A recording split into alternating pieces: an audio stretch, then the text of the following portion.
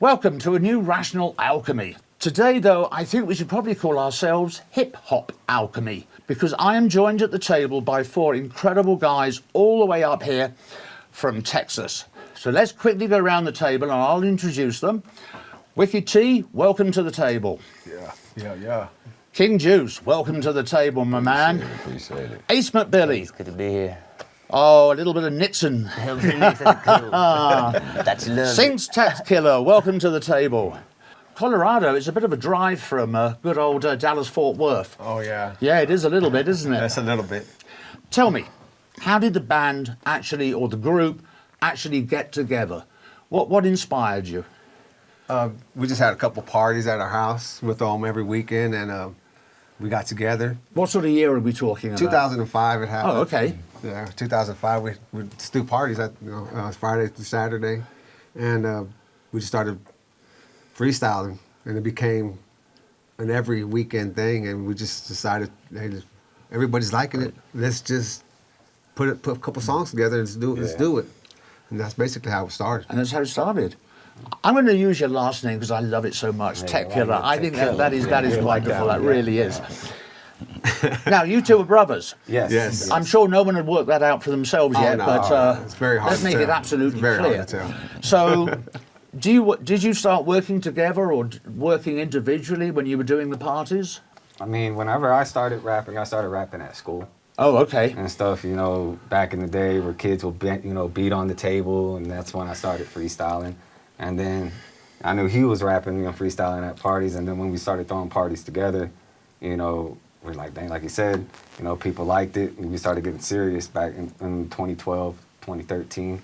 Started getting into the studio, recording.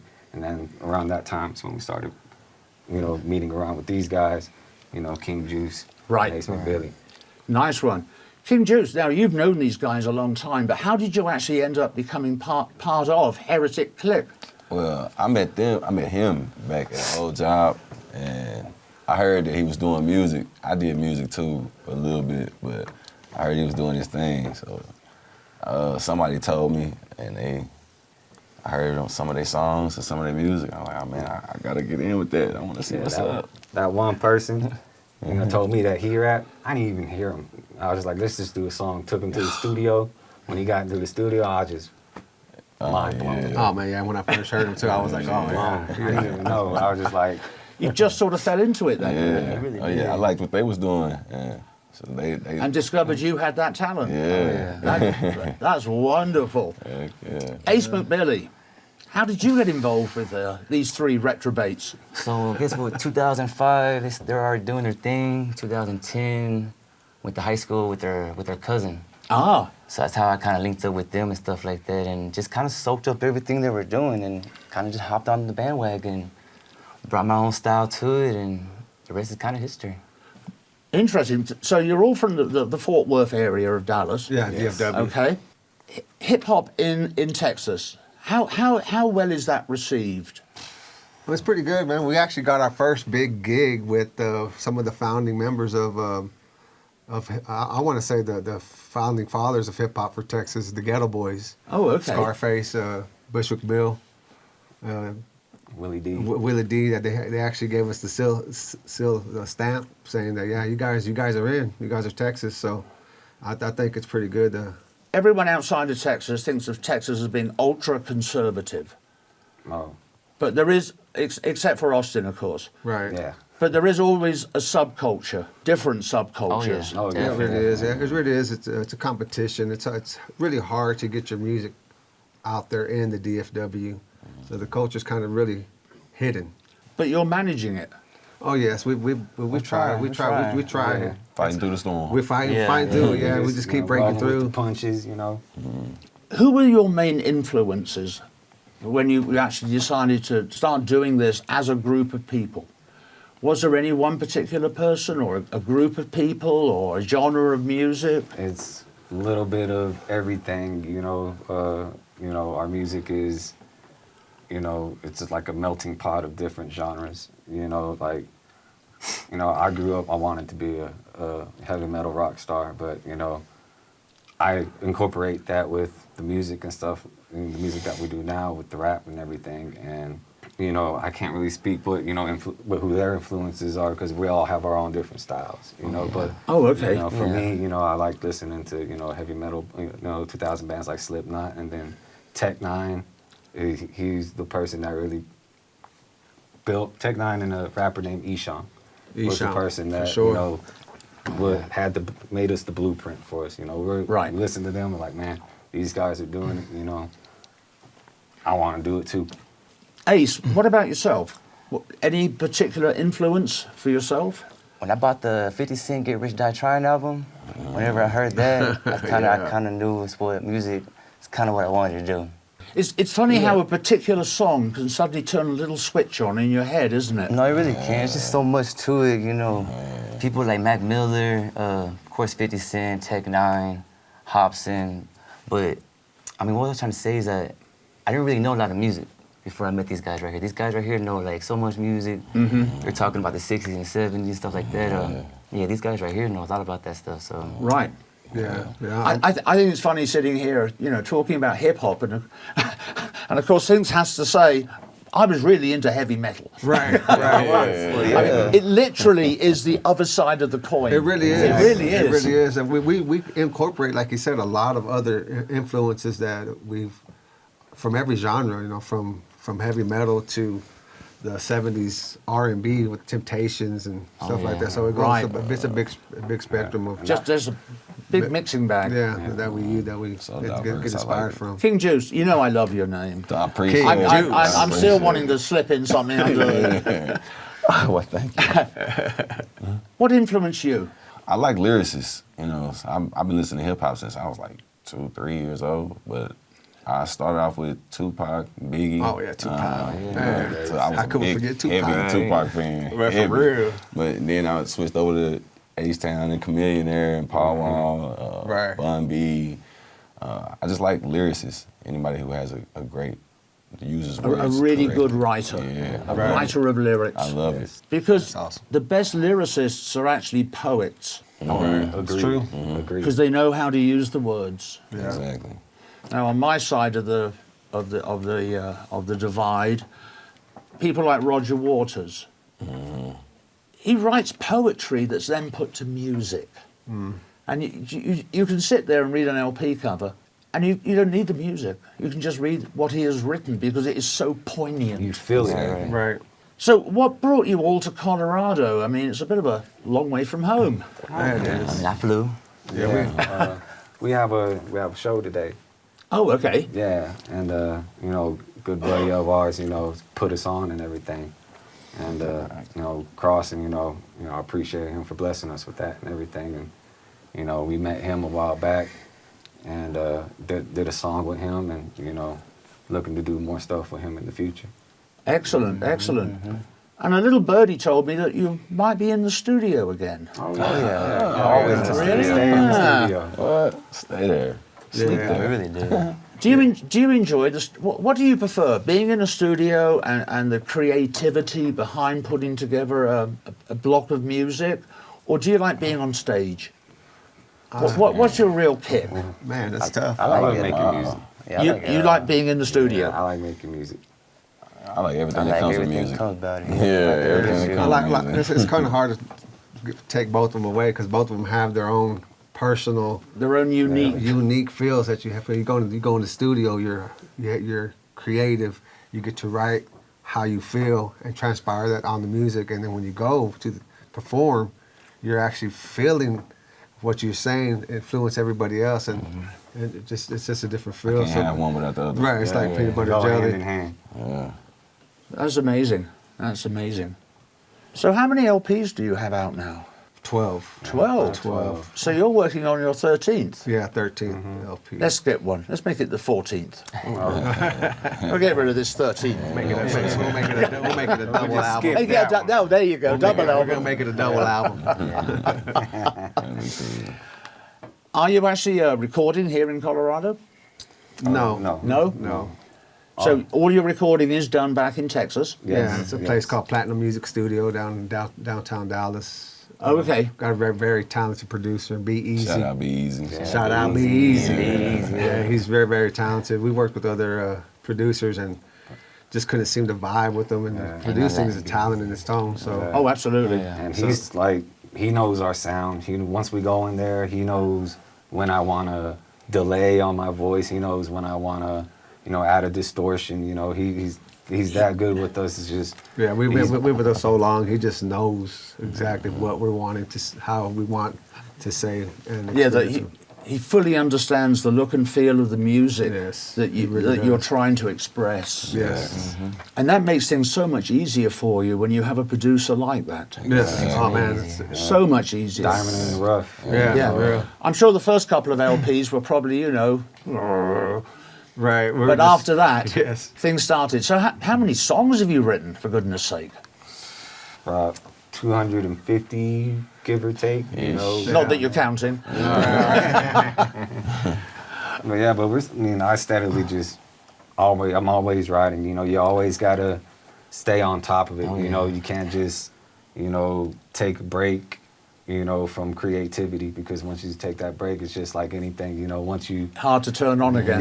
once you lose, if you don't use it, you lose it. That's you know what I right. mean? So you got to stay fresh on the brain all the time. So, wherever I go, once I get inspiration, even if it's just a line, I have to write that down. Because if I don't, Forget it. I'm gonna forget it, and I'm gonna be in the studio. I was like, man, I should have written it down. I knew I said something. Interesting. Do you ever change the lyrics when you're actually recording? Do you think, when I wrote that, it was good, but I've got a better line now? No, Does that ever happen to you? Or that happens to me when it's too late and we got it released, And we already and I'm just like, I should have said that. I should have said it. Some of the best freestyle stuff is some of the best stuff. Sorry? Yeah. Some of the best freestyles comes out the best, be the Right. best pieces. Yeah. So Stuff off the head, things, if you make mistakes and stuff, sometimes it's, a part of the art, you know what I mean? Well, yes. I mean, we're all human. We all do make mistakes. Oh yeah. There's nothing wrong with that.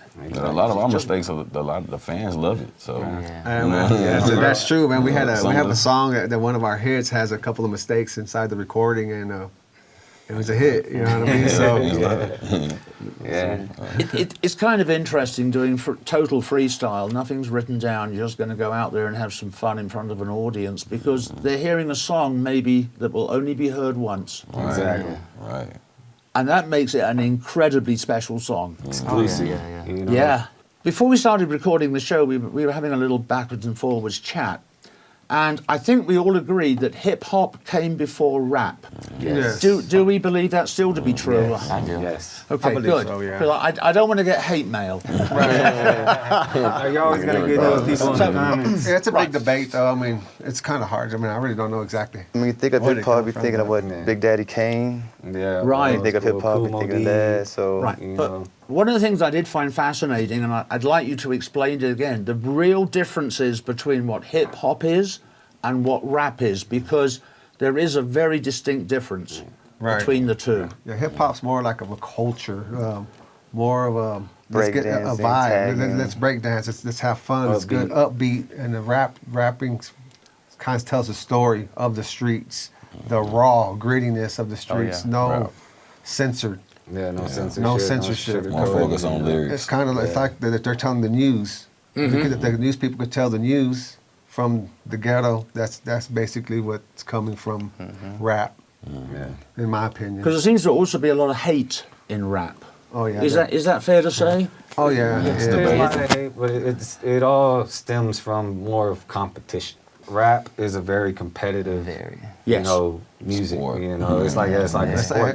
Almost turned into a sport, right? They have things where they call rap battles where people just rap, talking mess about each other. Okay. You know what I mean? Who has the best, lyrics and talking mess to each other, and that's battle rapping. Yeah. And that started a long time ago too, in the late 80s to early 90s. And that's really off the head and freestyling. Yeah. Yeah. Pretty much talking about that person. You meet them right then and there, so you gotta. Yeah. I mean, I'm good at improv acting. Yeah. I've done a lot of acting. I'm good at that. But I'm not sure I could actually improv a song. Hey, Yeah, that's That'd be it. tough. That is really how, especially if you're working with someone and you have to keep that, that boom, boom, boom, boom. Right. at the speed they work at with the internal beat Yeah. that they have. How do you guys do with that, or don't you even try and venture into that sort of realm? That's how, for me, that's how most of my songs are created. Do you sit down and write, or do you just sing into a microphone? I don't even write it first, you know. It's usually like come up with stuff in my head, you know, and I repeat it over and over and over and over and over till I got a certain part down. If I like it enough, I'll write it down. You'll write it down. Yeah. I love Interesting. writing. I love to write. I still got a pen and pad. Yeah, I'm Maybe a use the writer phone. too. I'm a writer as Yeah. well. I love the sit down creativity and behind write. writing. Writing is fun. Interesting. So, you know, different strokes for different folks, Right. as they say. The creativity. It really is. Runs different. Creativity treats each of us differently. It Yes. really does. It does. And I especially liked your comment that you made a few minutes ago about the fact is that if you put the creativity away, sometimes it's a little hard getting it back out of its box. It is. Yeah, man, it really is. I had a bout where I didn't write for a while and struggled hard. I had to have him help me out a couple times just to get back where I Back was. in the groove again. And it was very challenging, not gonna lie. And it gets to the point when you write so many songs, it's kind of hard to find new things to Right. talk about and things Yes. like that. So that's why, like, good things like current affairs and stuff is, you know, it's key in music making, you know, Right. songwriting. Period. In my personal opinion, you know, keeping up with current affairs and, you know, and just living life. You know, you have to Yeah. live life to tell the story. Exactly. Oh, absolutely. You know? Exactly. Absolutely. Do you ever get political in your writings? Yeah, we got one song called "Bush Grabber." It's kind of political, not really. What song do you have that's political? I got one called Brave Man. Yeah, It was, Brave Man, that's a good produced one. by Grammatic, EDM producer. He's a great producer. Yeah, it's pretty political. More of like on a conspiracy theory type of kick and stuff. But you know, I try to stay away from politics. Yeah, Right. I undercover You know stay what away I from mean? politics. You know, for me, Right. I just try to be an American. You know what I'm saying? Right. You know, I So you deal with issues, but issues that we all deal with. yeah. Right. Sounded wrong in my head, but It sounded right to us. That's why. oh, we all said right. yeah. We agree though. We knew what we were talking about. So you stay away from politics. I expect you also stay away from religion. Would No, that be we- fair, or no. do you touch on that as well? We used to touch on it heavy, guys. You know, Right. the name Heretic. You know, Yeah. we got it from a Slipknot song with Heretic Anthem. You know, we struggled okay. coming up with the name for a long time, and when we heard that song, you know, we were heavy into Slipknot, and We were. so, you know, we liked the meaning of what Heretic meant, Yes. but we kind of put it in a different way for us. Right. Kind of like you said. Your own we're- context. Yeah, and Yes. it's kind of like you were saying earlier in the show. You know, we're all humans. We all make mistakes, and that's pretty much, you know, my definition of what a heretic is. It's Right. just somebody that's a human being that means well, that's trying to live right, live life the best way that they can. Mhm. You know, having fun with their family and stuff, and you know, you're gonna make mistakes along the way. The key is just to learn from those mistakes, and you know, Right. keep pressing on to be a good human being. And that's And that's my so definition. that really is. I used to watch this Canadian comic called Red Green. I don't know whether you've ever heard of him or seen him. Green. Used to be on PBS, Okay. and you know, he's a backwoodsman and all the rest of it. And he had one little saying that I always loved: "We're all in this together." Well, we're Oh, all in yeah. this together. And I just wish people would understand that we are all in this Oh, together. yeah, definitely. Most definitely. Okay, 12 albums, over 250 songs to your credit. How do you get them released? We released them through digital platforms, all digital platforms. The first two albums we had physical CD. First three albums we had physical CDs that we distributed throughout Texas. Mm-hmm. And all of a sudden the Spotify and Digital wave. the digital wave came through, and we had to jump on board with that. And it was album sales started to decline, so we stayed with the digital platforms. Right. And that's how we distribute all our music. The funny thing is, nowadays, sales are going up. Right. Again. It's coming back. It's kind of weird, isn't it? It's coming back. Swings and roundabouts. It does. It really is. Yeah, I was scared at first. I didn't know. I was like, man, what are we gonna do now? It's just, Right. We can't make albums. When it comes to the digital platform, which one do you use the most? Spotify. Spotify? Spotify the most, yeah. And then maybe Apple. Apple. Okay. Apple Music. So if they jump onto Spotify or if they jump onto Apple and if they do a search for Heretic Klick, they'll be able to find you without Oh, any yeah, problem. no problem. Yes, sir. Oh, that's wonderful. That's wonderful.